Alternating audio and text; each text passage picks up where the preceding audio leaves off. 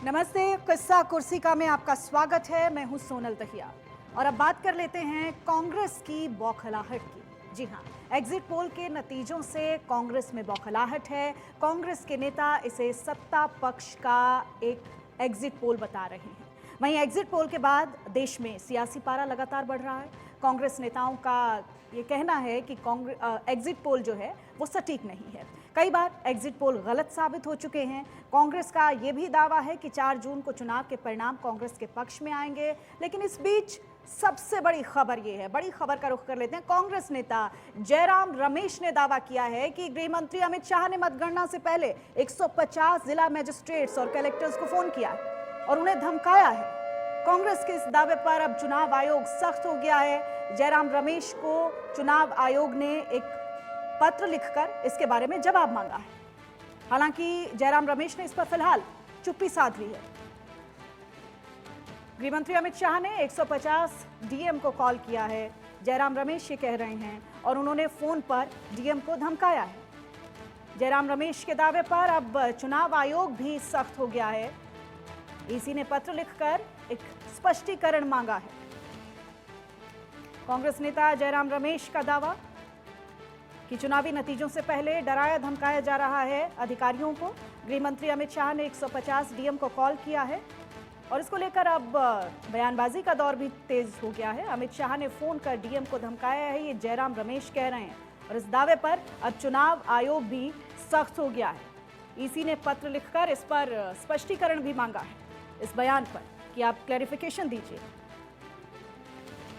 कांग्रेस नेता जयराम रमेश का बड़ा दावा, गृह मंत्री अमित शाह ने 150 डीएम को कॉल किया है, उनका यह कहना है। तो देखिए, चुनावी नतीजों से पहले कांग्रेस की जो बौखलाहट है वो कहीं ना कहीं सामने आ रही।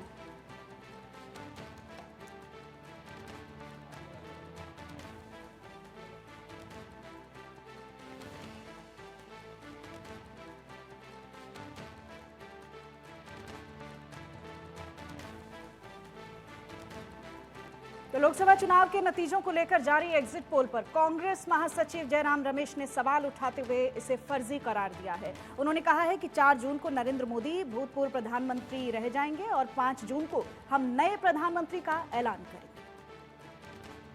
सर, कांग्रेस पार्टी के वरिष्ठ नेता और महासचिव जयराम रमेश हैं। सर, सवाल लूंगी क्योंकि एग्जिट पोल आ चुके हैं और जो एग्जिट पोल के नतीजे हैं वो एकदम विपक्ष में दिख रहे हैं, क्योंकि जो आप लोग दावा कर रहे हैं वो तो उल्टा आ रहा है एग्जिट पोल पे। क्या कहना चाहेंगे? बिल्कुल, ये एग्जिट पोल का एग्जिट होना चाहिए, और जिस व्यक्ति का एग्जिट गारंटीड है 4 तारीख को, उन्होंने ही तो ये एग्जिट पोल कराया है। एजेंसी का नाम है, पर असली बात तो ये है कि निवर्तमान प्रधानमंत्री ने ये सब एग्जिट पोल कराए हैं। ये सब एक मनोवैज्ञानिक खेल है, हमारे हौसला को कमज़ोर करना, एक माहौल पैदा करना कि मैं वापस लौट आ रहा हूँ, इंडिया जनबंधन को जनादेश नहीं मिलेगा।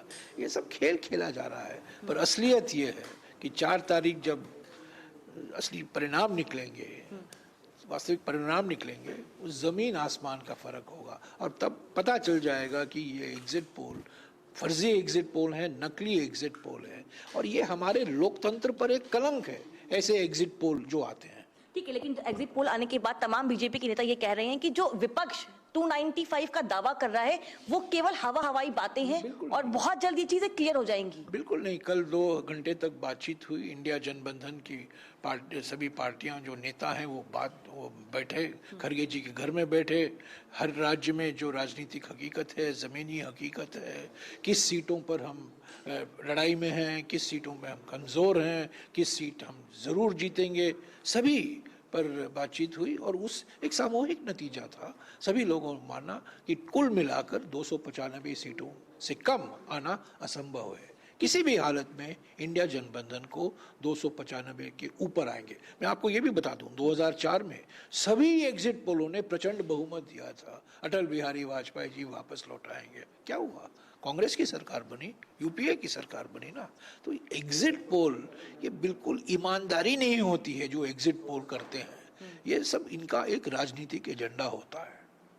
सर, एक और सवाल लूंगी क्योंकि आप लोग ने पहले एक आंकड़ा दिया कि एनडीए और बीजेपी को 180 सीटें मिल रही हैं, यहाँ से शुरुआत की आप लोगों ने। उसके बाद आप लोग कह रहे हैं कि इंडिया अलायंस को 295 का आंकड़ा मिलने जा रहा है, लेकिन कांग्रेस का क्या आंकड़ा रहेगा? मैं यही कह रहा हूँ, 295 सीट इंडिया जनबंधन को मिलेगा। 5 तारीख को इंडिया जनबंधन का जो प्रधानमंत्री होंगे उसका नाम आपको पता चल जाएगा। आज जो निवर्तमान प्रधानमंत्री हैं 4 तारीख रात को वह भूतपूर्व प्रधानमंत्री बन जाएंगे। अपने आप को अभूतपूर्व समझते हैं, वो भूतपूर्व बन जाएंगे। लेकिन चुनाव की अवधि से पहले प्रधानमंत्री ताबड़तोड़ बैठकें कर रहे हैं लगातार, चाहे साइक्लोन को लेकर हो, चाहे तमाम बातों को लेकर हो। बहुत ज्यादा इस चीज की चर्चा है कि प्रधानमंत्री एक एक चीज पे निगरानी रख रहे हैं ताकि किसी तरह की कमी ना हो। मनोवैज्ञानिक खेल है ना ये। वो बैठक बुला रहे हैं, सरकारी अफसरों से बात कर रहे हैं। ये कभी नहीं हुआ है कि चुनाव के 2 दिन पहले प्रधानमंत्री मीटिंग ले रहे हैं कि मैं अपने तीसरे कार्यकाल में मैं क्या काम करूंगा। ऐसे सभी आचार संहिता का उल्लंघन रोज होता रहा है। और हमने इलेक्शन कमीशन चुनाव आयोग को कितनी शिकायतें दी हैं? 117 शिकायतें हमने दी हैं जो चुनाव आयोग का ही आचार संहिता का उल्लंघन है, और 14 ऐसे प्रधानमंत्री ने उल्लंघन किया है और कार्रवाई कुछ हुई नहीं। तो चुनाव आयोग एक संवैधानिक संस्था है, उसको निष्पक्ष तरीके से उनको काम करना चाहिए, डरना नहीं चाहिए, कोई धमकी में नहीं आना चाहिए। बहुत बहुत शुक्रिया हमसे बातचीत करने के लिए। कैमरा पर्सन विकास के साथ मैं कनिका, न्यूज़ एक्स दिल्ली। और चलिए सीधे आपको लिए चलते हैं जहां आम आदमी पार्टी प्रेस कॉन्फ्रेंस कर रही है। आप नेता संजय सिंह कुछ कह रहे हैं, सुनिए। को जिताया जा रहा है 15 सीटों पे। तीसरा, उत्तराखंड में कुल सीटों की संख्या है 5 और बीजेपी को दिया जा रहा है 6 सीट। कुल सीटों की संख्या है 5 और बीजेपी को दी जा रही है 6 सीट। ये तमिलनाडु है। यहां का रिजल्ट आने के बाद तो बीजेपी वाले बेचारे खुद ही मूर्छित होकर गिर गए, उनको खुद ही नहीं भरोसा हो रहा है। तमिलनाडु में 34% ±3% बीजेपी का वोट शेयर है।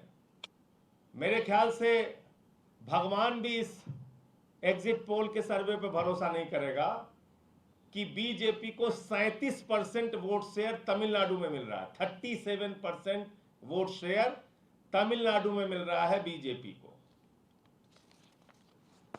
इसके बाद ये हरियाणा में कुल सीट है 10, कुल सीटों की संख्या है 10 और वहां पे एग्जिट पोल के नतीजों में दिखाया जा रहा है कि 16 से 19 सीटें आएंगी, जिसमें से 6 से 8 सीटें वो एनडीए को दी जाएंगी, बाकी इंडिया को दी जाएंगी।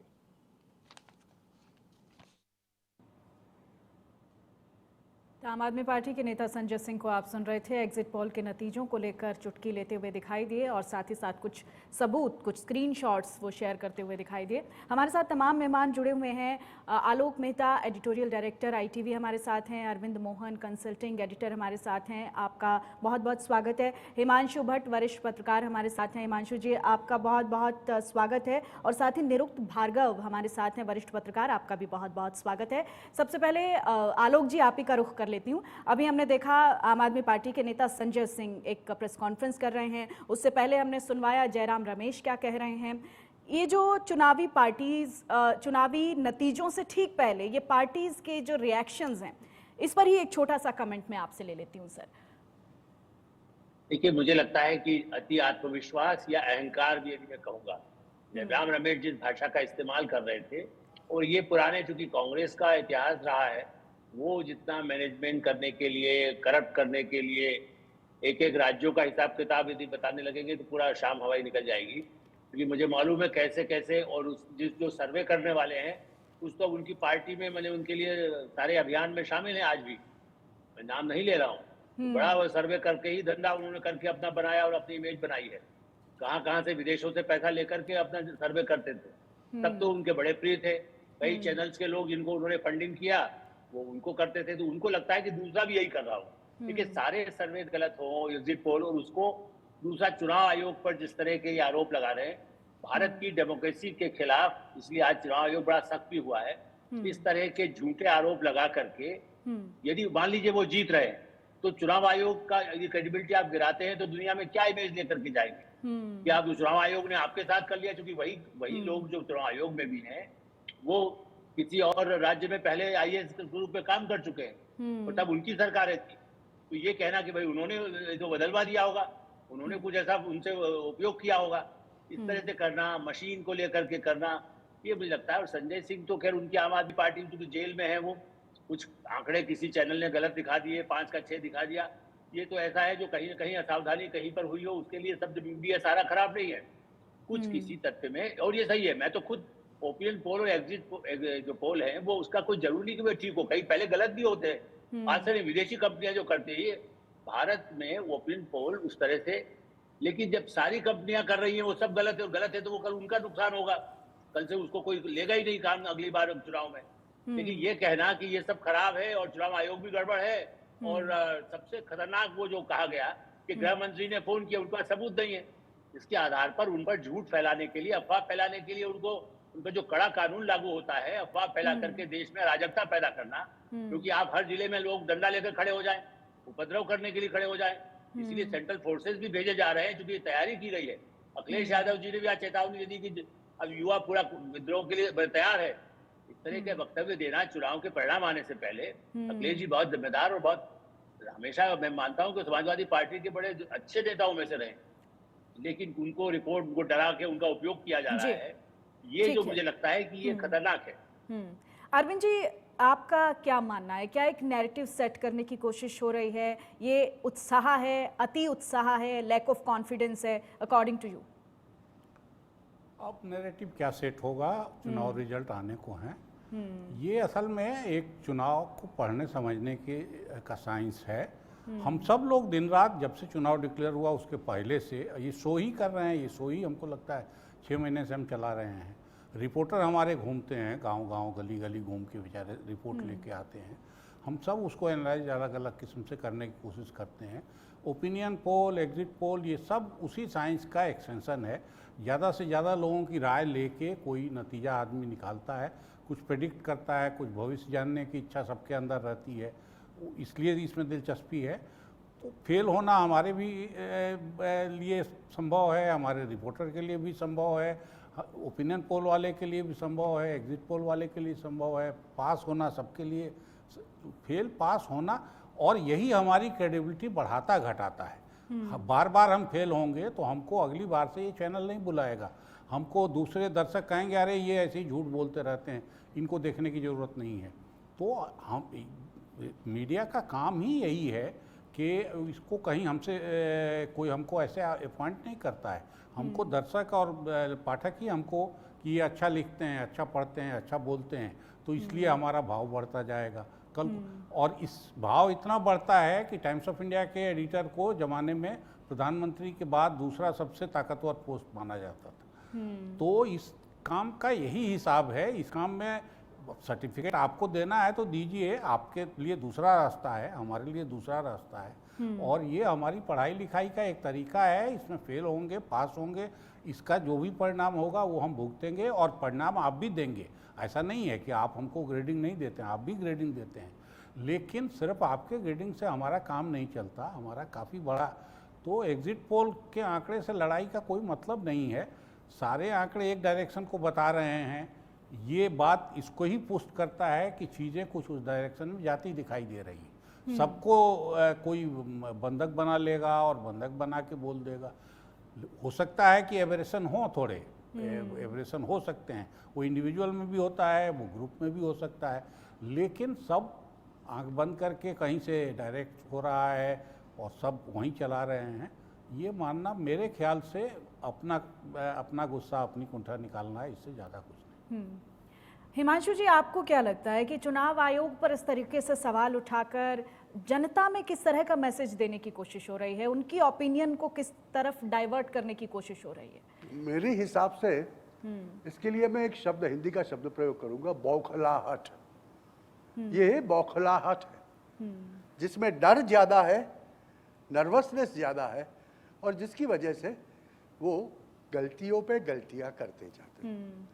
अभी सर, कल तो चुनाव के परिणाम आने हैं, सबका भावी तो ईवीएम के अंदर कैद है, और ऊपर से आप एक पार्टी के प्रवक्ता होके जब बोलोगे कि 150 डीएम को फोन किया, मतलब 150 सीटों के ऊपर उन्होंने डीएम को फोन करके सूचना दी, ऐसा एक आम आदमी जो टेलीविजन देखता है वो समझता है।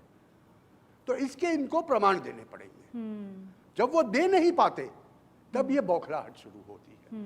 और बौखलाहट जब, जैसे अरविंद जी ने बताया ना कि बौखलाहट क्यों है, उन्होंने तो बोलने के लिए बोल दिया हमारे तो 295 सीट आ रही है, मगर जब देश के 14 एग्जिट पोल एक ही डायरेक्शन में जाते हुए दिखते हैं, किसका आंकड़ा कुछ है, किसका आंकड़ा कुछ है, मगर सब तो दाएं से बाएं जा रहे हैं या सब बाएं से दाएं जा रहे हैं। जब ये बात आती है ना, तब हारने वाली पार्टी को वो पता चल जाता है कि उनके साथ क्या हो रहा है, और तभी ये बौखलाहट आती है। तब ये ईवीएम खुलने तक ये चलाएंगे कि ये तो ऐसे हुआ, फिर बोलेंगे कि ईवीएम में कुछ गड़बड़ है। ठीक है, निरुक्त भार्गव जी, चुनाव से ठीक पहले ये जो मुद्दा उठाया गया है कांग्रेस की तरफ से, और अक्सर ऐसा देखा जाता है कि कांग्रेस बड़े मुद्दों पर बात तो करती है, स्टार्ट तो बहुत अच्छा देती है, लेकिन धीरे धीरे एक अलग तरीके से चीज़ें जाती हुई दिखाई देती हैं। एक जो सच के साथ खड़े होने की बात कांग्रेस करती है, वो धीरे धीरे कहीं ना कहीं एक भ्रम साबित होता चला जाता है जनता के भीतर भी। जी, मैं जो उन्होंने जयराम रमेश जी ने जो आज वक्तव्य दिया है और जो आपके चैनल द्वारा भी प्रमुखता से प्रसारित किया गया है, मैं इसको बहुत गंभीरता से लेना चाहूँगा। और मैं, लेकिन उनसे मेरा प्रश्न है कि अगर आपको 150 नंबर आपको कहाँ से मिले और वो किन किन डीएम्स को उन्होंने फ़ोन लगाया अक्रॉस इंडिया, उसका भी ब्यौरा दें वो। और अगर वो ब्यौरा नहीं दे पाते हैं तो ये फिर वो निश्चित ही कि एक बड़ी कटघरे में उनको खड़ा करना चाहिए कि इस समय जब सबका सब पूरी एजेंसियां और पूरा इलेक्शन कमीशन को आपने क्रेडिबिलिटी पर प्रश्न चिन्ह खड़े कर रहे हैं लगातार, तो आपके पास कोई प्रमाण हो, ठोस प्रमाण, तो उसके सामने उनको सार्वजनिक करना चाहिए। एक वक्तव्य दे के आप रफू चक्कर हो जाओ और फिर लोग कयास लगाते रहें और फिर इस तरीके की बात अफवाहें फैलते रहें, ये उनके जैसे, उनकी पार्टी इतनी पुरानी पार्टी है, उनके इतने बड़े नेता हैं, मीडिया सेल के वो इंचार्ज हैं, उनको कम से कम इसके ठोस सबूत जरूर देना चाहिए। नहीं तो वो चुनाव के बाद परिणाम कुछ भी आएंगे, वो स्वयं ही अपने आप को वो परिदृश्य से गायब हो जाएंगे, वो और उनकी पार्टी। दिल्ली से कनिका कटियार हमारी सहयोगी भी जुड़ी हुई हैं। कनिका, अभी हमने देखा कुछ ही देर पहले कांग्रेस नेता जयराम रमेश से आपने बातचीत भी की, क्या उस बातचीत का लब्बो लुआब आपके अकॉर्डिंग, क्या बॉडी लैंग्वेज थी, क्या लग रहा था आपको, क्या कहना चाह रहे हैं जयराम रमेश? देखिए, बिल्कुल साफ तौर पे कल का वो दिन है जब नतीजे सामने आ जाएंगे, लेकिन कहीं ना कहीं कांग्रेस पार्टी की बात करें या इंडिया अलायंस बात करें तो कांग्रेस पार्टी के तमाम नेता जो हैं वो अभी भी वो दावा ठोक रहे हैं कि कल जब आंकड़े सामने आएंगे, मत की पेटी खुलेंगी, तो वो रिजल्ट उनके पक्ष में आएगा। हालांकि 295 का आंकड़ा जो है वो कांग्रेस पार्टी और इंडिया अलायंस लगातार बोल रही है कि 295 का जो रिकॉर्ड है उससे प्लस सीटें इंडिया अलायंस को मिलेंगी। बॉडी लैंग्वेज की बात करें, तमाम जो नेता, केवल जयराम रमेश नहीं बल्कि आप राहुल गांधी की बॉडी लैंग्वेज देखेंगे तो वो भी ये इस तरह के बयान दे रहे हैं। उन्होंने भी कल कहा था कि 295 प्लस का आंकड़ा इस बार इंडिया अलायंस को मिलने वाला है। और जयराम रमेश से जब मैंने बातचीत की है तो बॉडी लैंग्वेज कहें, क्योंकि नेताओं की बॉडी लैंग्वेज ऐसी ही होती है, जब तक परिणाम सामने नहीं आते हैं तमाम नेता अपनी जीत का दावा करते हैं, अपनी सत्ता का दावा करते हैं, और वही दावा जयराम रमेश की ओर से भी किया जा रहा है। लेकिन जयराम रमेश ने एक बार फिर से चुनाव आयोग को लेकर जो है एक प्रश्न खड़ा किया। उन्होंने कहा है कि गृह मंत्री अमित शाह की ओर से तमाम जो डीएम थे उनको फोन कॉल किए गए हैं। हालांकि चुनाव आयोग ने उनसे प्रॉपर डिटेल्स मांगी है कि लेकिन कनिका, यही तो एक बड़ा सवाल है ना कि आपने एक डेटा भी सामने रख दिया, 150 डीएम को फोन किए गए हैं, but they don't have proofs regarding. उसको लेकर क्या उनका जवाब था जब उनसे कहा गया कि आपके पास इसके लिए तथ्य तो होने चाहिए, आपने एक आंकड़ा तो प्रस्तुत कर दिया? बिल्कुल, हमने यही सवाल उनसे पूछा कि जो आप प्रश्न खड़ा कर रहे हैं, जो आप इतना बड़ा आरोप लगा रहे हैं, उसका कोई वैलिडेटेड पॉइंट तो होना चाहिए। या तो आपके पास वो आंकड़ा होना चाहिए या तो वो आपके पास कॉन्टैक्ट नंबर और नाम होने चाहिए कि इन डीएम्स को कॉल गए। हालांकि उनकी तरफ से यही कहा जा रहा है कि हम चुनाव आयोग को ये चीज भेज देंगे। हालांकि अब इसका कोई महत्व नहीं है। ये तमाम जो आरोप और प्रत्यारोप का सिलसिला है ये आज शाम तक जारी रहेगा। जब कल गिनती शुरू होगी, नतीजे सामने आएंगे तो अपने आप स्पष्ट हो जाएगा कि क्या कुछ है। लेकिन बिल्कुल, क्योंकि विपक्ष की पार्टी है, चुनाव लड़ रही है, सबसे बड़ी पार्टी है कांग्रेस, तो इस तरह के दावे और इस तरह के आरोप जो है तमाम नेताओं की ओर से लगाए जा रहे हैं, बल्कि जयराम रमेश नहीं, कई ऐसे नेता हैं जिन्होंने पहले 17C फॉर्म का भी जिक्र किया। उन्होंने कहा कि कई ऐसे बूथ एजेंट्स हैं जिनको 70C फॉर्म नहीं मिला। हालांकि जी। कांग्रेस पार्टी ने पहले इसका आरोप लगाया, फिर वो बैकफुट पे अपने आप आ गए। वहीं जयराम रमेश की ओर से ये कहा जा रहा है, लेकिन मुझे नहीं लगता कि इतना बड़ा आरोप जो जयराम रमेश लगा रहे हैं वो कहीं ना कहीं तथ्य बेस होगा, क्योंकि कल मैंने उनसे बात की थी और मैंने ही सवाल पूछा था, तो उन्होंने कहा हमारे पास आंकड़ा है, हम चुनाव आयोग को दे देंगे। हालांकि अभी तक चुनाव आयोग के पास वो आंकड़ा पहुंचा नहीं है। चुनाव आयोग ने उनसे मांगा है वो आंकड़ा कि जो 150 का नाम आप बता रहे हैं वो आंकड़ा आप हमें बताइए, फिर हम कार्रवाई करेंगे। लेकिन अभी तक कोई साफ तौर पे कोई आंकड़ा जो है या कोई भी ऐसा डॉक्यूमेंट जो है वो जी। जयराम रमेश की ओर से नहीं दिया गया है। लेकिन आरोप की बात करें तो बिल्कुल जाहिर तौर पे राजनीति में आरोप प्रत्यारोप का सिलसिला लगा रहता है। कनिका, एक छोटा सा कमेंट और नेता- आपसे एक छोटा सा सवाल और उसका जवाब मैं चाहूंगी आपसे। उनका नेक्स्ट मूव अब क्या होगा, उसको लेकर क्या वो जो बात कह रहे हैं आगे वो उस पर क्या एक्शन लेंगे, क्योंकि उनसे अब तथ्य मांग लिए गए? देखिए, बिल्कुल चुनाव आयोग ने तथ्य मांगे हैं उनसे। उन्होंने कहा था कि वो अपनी लीगल टीम से जो कोऑर्डिनेट जो करते हैं उनसे वो रिपोर्ट अपने चुनाव आयोग को भेज देंगे। हालांकि अभी तक वो रिपोर्ट ना भेजी गई है और ना ही इस तरह की जानकारी हमारे पास है कि क्या जयराम रमेश ने वो आंकड़ा दिया है चुनाव आयोग को, नहीं दिया है। मुझे नहीं लगता कि अब इस विषय को लेकर जयराम रमेश या कांग्रेस पार्टी की ओर से कोई भी आंकड़ा दिया जाएगा। ये मेरा जो अनुमान है वो मैं बता रही हूँ आपको। लेकिन बिल्कुल अभी तक की ऐसी कोई जानकारी नहीं है कि चुनाव आयोग ने जो डाटा मांगा है क्या वो जयराम रमेश ने दिया है, नहीं दिया है। साफ तौर पे ये एक बेतुका सा आरोप मुझे लग रहा है कि वो लगाया गया है, और हो भी सकता है अगर ये आरोप है तो जब आंकड़े सामने आएंगे, जब वो नाम और नंबर सामने आएंगे तभी ये स्पष्ट हो पाएगा। लेकिन अभी तक कोई ऐसा डॉक्यूमेंट जो है, सॉलिड डॉक्यूमेंट जो है वो उनकी तरफ से ना रिलीज किया गया है, ना मीडिया के सामने रखा गया है और ना ही चुनाव आयोग को दिया गया है। तो देखते हैं शाम तक क्या कार्रवाई होती है, क्या इसका डेटा रिलीज किया जाएगा या मीडिया के सामने रखा जाएगा या नहीं रखा जाएगा। कनिका, बहुत शुक्रिया आपका इस तमाम जानकारी के लिए। तमाम मेहमान हमारे साथ जुड़े हुए हैं। आलोक जी, आपका एक बार फिर से मैं रुख कर लेती हूँ। अभी कनिका भी जिस तरीके से बता रही थी, उन्होंने जयराम रमेश से बातचीत भी की। क्या कहने के लिए कोई बात कह दी जाती है, उसके पीछे कोई तथ्य नहीं है, और वो भी इस समय पर, क्योंकि टाइमिंग अपने आप में इलेक्शंस में बहुत इंपॉर्टेंट, राजनीति में बहुत महत्वपूर्ण एक समय जो है वो होता है, आप तो बेहतर समझते हैं। तो आप अगर इसको पीछे के एक बैकग्राउंड से भी जोड़कर देखें, हिस्ट्री से भी जोड़कर देखें, क्या एक जो आम जनमानस है उस पर इन चीज़ों का प्रभाव पड़ता है? क्योंकि लैक ऑफ नॉलेज भी है लोगों के भीतर, उनको उस तरह की जानकारी है नहीं, जो नेता ने कह दिया वो मान भी लेते हैं अक्सर। देखिए सुनील जी, ये बात सही, क्योंकि प्रचार का माध्यम अब इतने हो गए हैं। मीडिया पहले अखबार होता था, रेडियो होता था, प्रिंट, और उसके साथ अब तो इलेक्ट्रॉनिक मीडिया है, सोशल मीडिया है, टेलीविजन है। देश दुनिया के समाचार 1 मिनट पे कहां से कहां अफवाह फैला सकते हैं आप। और इसीलिए इस तरह का आपने बिल्कुल ठीक कहा, जनमानस पर उतना ना हो। लेकिन मुझे जो समझ पा रहा हूँ, जो लगातार राहुल गांधी इन्होंने और चुनाव के समय में भी कई आरोप जो लगाए, पूंजीपतियों को लेके भी लगाया। अभी जैसे आज मार्केट शेयर ऊपर हो गया, क्या देखिए इसके लिए किया जा रहा है। देखिए हर चीज पर शंका पैदा करना और चुनाव परिणामों के बाद इसके लिए, देखिए ये तो सही है कि जैसे कहां पर आपने हवाई जहाज इस्तेमाल किया, कितना खर्च किया, तो चुनाव आयोग ने जैसे आज भी बताया है कि कितनी शिकायतें कितनी आई, उन्होंने पूरी संख्या दी है। तो मार हो जाता है। फिर कई बार उसके जवाब देने में चुनाव आयोग ने कहा कई महीने लगे, जब हमने इतने बड़े बड़े दस्तावेज वापस भेजे, कोर्ट को भेजे। मुझे लग रहा है कि जयराम रमेश उसकी भूमिका बना रहे हैं। चुनाव परिणाम जब उनके प्रतिकूल आएंगे तो कांग्रेस पार्टी और उनके गठबंधन के साथ ही दूसरी पार्टियां भी, लालू यादव की पार्टी या अखिलेश जी की पार्टी, उनकी तरफ से, पार्टी की तरफ से, या उनके वकील भी, सब उन्हीं की पार्टियों में बहुत सारे लोग हैं, वो लोग पिटीशन तत्काल लगाने वाले हैं पहले चुनाव आयोग में, और फिर अदालत में कहेंगे कि देखिए साहब, ये चुनाव, इस पर जांच होनी चाहिए, इस पर रोक लगना चाहिए, ये चुनाव ठीक नहीं हुआ, यहाँ पर ये खर्च हो गया, यहाँ पर इनका फोटो आ गया, यहाँ पर वीडियो आ गया। तो हार जान करके आप जैसे कहते हैं कितने एक्सक्यूज ले सके।